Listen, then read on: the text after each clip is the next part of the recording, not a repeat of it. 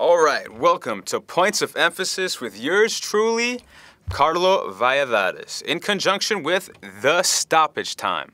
That's at The Stoppage Time on Twitter. Make sure you follow, and also make sure you follow me at C_V_news.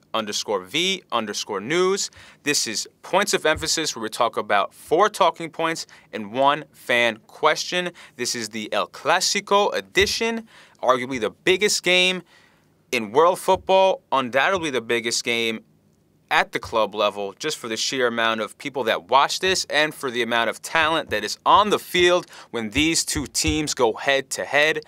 Real Madrid, FC Barcelona, these two teams have so much clout and prestige on the European continent, domestically, and in the world that when these two behemoths play, you have to watch. Now we're going to get right into this. Question 1. What went wrong last El Clasico for then manager Rafa Benitez and his squad? Well, before we get into the nitty-gritty of how he fucked up completely, let's talk about what PSG coach Laurent Blanc said a month before that, before his team met up against Los Blancos in their first UCL group stage match. This is what he said, which is very interesting going forward. I think this is a defensive Madrid side, but an effective one too. They don't concede many goals. Now, at the time, that was true. Rafa Benitez's team weren't conceding any goals, and they were doing pretty well, and he was getting a lot out of Bale, and it might have been a mirage, but the fact of the matter is how Rafa Benitez deployed his team against Paris Saint-Germain. At the time, they weren't the champions of Ligue 1. Now they are, against a very good offensive team nonetheless. He deployed his team very conservatively. They sat back. They controlled the spaces in their own half. They tried to win the midfield battles rather than possess the ball. And their first match resulted in a 0-0 draw. A week later, Real Madrid win 1-0. Now, November 21st, the month after that, how Benitez deployed his team is so drastically different than how he deployed his team against Laurent Blanc's men that it leads me to believe that Florentino Perez undoubtedly has too much of an influence over whoever is managing Real Madrid. Benitez used an offensive-minded 4-3-3, left spaces opened and failed, and Barcelona put 4 goals in the back of their net. Utterly destroyed them. So that is what went wrong. A huge amount of the blame has to be on Florentino Perez, and that's a touchy-feely subject with a lot of people in world football and a lot of Real Madrid fans. People want him to, fans of Los Blancos want him to resign. Florentino Perez, you need to resign, please. I'm not a fan of Real Madrid. I'm very unbiased when it comes to both teams, but please. You're too much of a businessman. Anyway, I'm getting off topic, but still. A huge amount of the blame needs to be put on Florentino Perez. Now, question 2. What does Saturday's Clasico mean for both teams domestically? Well, it doesn't mean jack shit, because Barcelona are in first place with 76 points, and Real Madrid are sitting in third with 66. They're 10 points behind. Atletico Madrid are in second place with 67 points, just a point ahead of Real Madrid. Atletico Madrid, they dropped points against Sporting Gijón prior to the international break, which meant that Barcelona, 99% chance going to win the fucking title. So, unlike other Clásicos in the past, this game will not decide jack shit. 3. What does this mean for Zidane, the manager?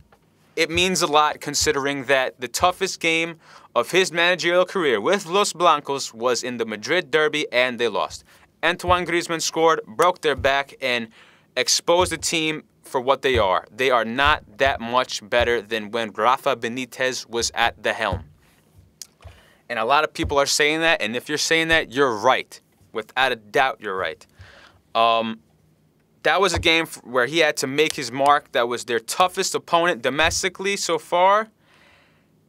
And arguably in the continent of Europe, in the Champions League. Atletico Madrid is a formidable opponent, arguably top 5 team in the world. So yes, that was Zidane's hardest opponent of his career so far, and he failed. And he pretty much proved that this team, you know, they smile a little more, they seem a little more loose, but there's a huge unbalance. This team is immensely unbalanced, and that Madrid derby proved that. So if Real Madrid lose, that would hurt even more for Zidane's legacy and for the fact that he will be viewed among Real Madrid fans of maybe instilling maybe a little more winning mentality, maybe a little more, they're having a little more fun out there. But nonetheless, tactically, collectively, this team is not that much different. So if Real Madrid lose, that would be a huge blow to Zidane's confidence, Perez's confidence in him, and the players' confidence in their coach and former World Cup winner. So a lot of confidence-wise, that's the biggest thing at stake for Zidane here. 4, does the international break that we just saw influence El Clasico? Well, if you're the BBC, the international break didn't have much of an effect. Ronaldo played with Portugal, Bale played with Wales, and those were friendlies, and they were less intense. Benzema, due to the sex tape scandal, didn't participate in the friendlies of the French national team. So they will most likely be a little more rested than MSN, who had to travel to South America, go through jet lag, and play very intense and physical CONMEBOL qualifiers, World Cup qualifiers. So that could work in favor for Real Madrid. When Messi, Suarez, and Neymar get back into the team, they may be slightly fatigued, and it might mess with their cohesion on the pitch tomorrow. Now, question of the day. If you ever want to send me a question, because I'll be doing this every week, send them on Twitter to @C_V_news. This comes from Twitter handle @Geddes1989. What does Real Madrid need to do to see off Barcelona? Well, they need to do 3 things. 1, Zidane, from a managerial point of view, needs to look at how Carlo Ancelotti got a win over Barcelona last season.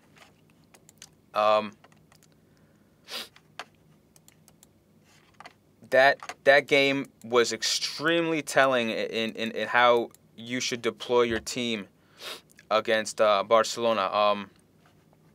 Yeah, in the early stages of the 14-15 season, Carlo Ancelotti got a 3-1 win over the Blaugrana, and Zidane needs to look at how the Italian coach deployed his team.